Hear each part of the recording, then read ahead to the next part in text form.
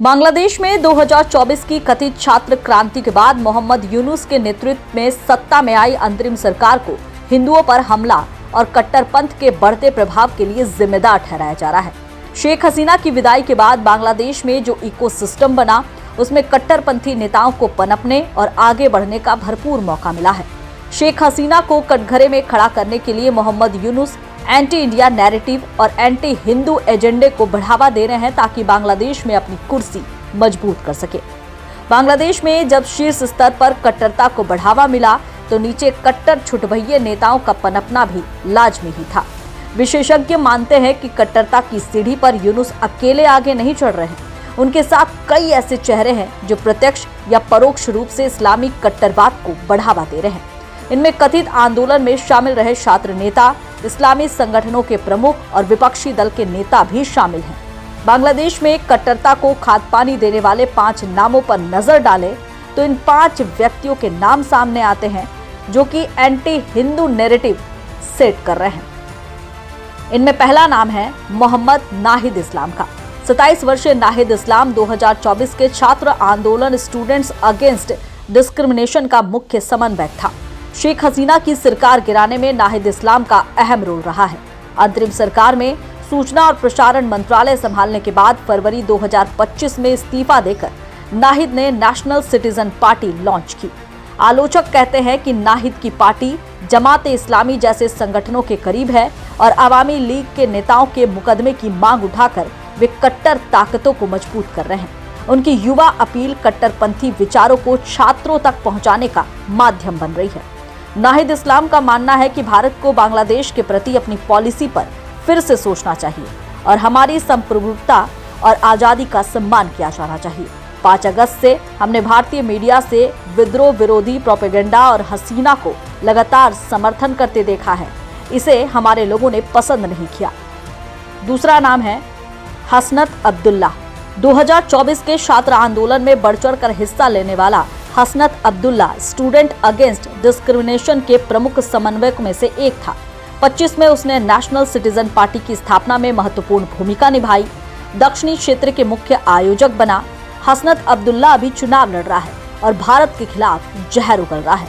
हसनत की भारत विरोधी नीतियों और बयानबाजी बेहद ही विवादास्पद है। दिसंबर 2025 में ढाका की एक रैली में उसने कहा कि अगर भारत बांग्लादेश को अस्थिर करने की कोशिश करता है या हसीना समर्थकों को शरण देता रहा तो बांग्लादेश भारत के उत्तर पूर्वी राज्यों के अलगाववादियों को आश्रय देगा और उन्हें भारत से अलग कर देगा।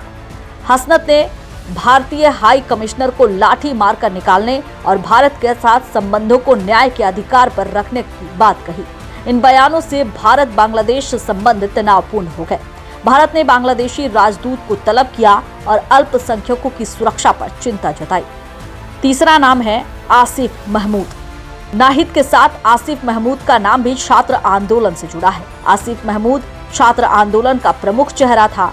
अंतरिम सरकार में युवा और खेल मंत्रालय संभालने वाले आसिफ पर आरोप है कि वो कट्टरपंथी छात्र संगठनों को संरक्षण दे रहा है। पहले यूनुस सरकार में खेल मंत्रालय संभालने वाले नाहिद अब चुनाव लड़ने जा रहे हैं। उसे ढाका 10 से टिकट मिला है। इसके लिए वो जमकर भारत विरोधी भावनाओं को हवा दे रहा है। आसिफ महमूद इस्लामी छात्र शिविर जैसे ग्रुप्स को बढ़ावा दे रहा है। अगला नाम है शफीकुर रहमान। बांग्लादेश जमाते इस्लामी के अमीर डॉक्टर शफीकुर रहमान सबसे खुले तौर पर कट्टरपंथी विचारधारा के प्रतिनिधि है। हसीना सरकार के पतन के बाद जमात ने बांग्लादेश में फिर से सक्रियता बढ़ाई है। शफीकुर रहमान इस्लामी लोकतंत्र की बात करता है। जमात पर 1971 के युद्ध अपराधों के आरोप है। 2025 में जमात की रैलियां और अन्य इस्लामी दलों से गठजोड़ अल्पसंख्यकों में डर पैदा कर रहे हैं। वे चुनाव में धर्म को प्रमुख मुद्दा बनाने की तैयारी कर रहे हैं और खुलेआम हिंदुओं के खिलाफ बयानबाजी करते हैं। जमात का कहना है कि भारत शेख हसीना को बांग्लादेश को वापस करे। 2024 में ममनूल जेल से रिहा हुआ। इसके बाद उसने मोहम्मद यूनुस से मुलाकात की। ममनूल हक ने महिला सुधार का सख्त विरोध किया। इस शख्स ने भड़काऊ भाषण दिए और कथित तौर पर भारतीय मुसलमानों के साथ एकजुटता जाहिर की। ममनूल हक ने भारत को हिंदुत्व शासन से आजाद कराने के मकसद वाले आंदोलनों की मदद की है। मई 2025 में इसने कहा था कि बांग्लादेशी पहले ही दिल्ली की गुलामी से खुद को आजाद कर चुके हैं। हिफाजत के मदरसों से निकलकर युवा अल्पसंख्यक हमलों में अब आगे बढ़ चले हैं। एक के बाद एक इस तरह की बयानबाजी और ऐसे नेताओं के चलते बांग्लादेश में हिंसा भड़क रही है। खैर, अब देखना है कि बांग्लादेश की स्थिति क्या कुछ होती है और भारत इस पर क्या कुछ एक्शन लेता है।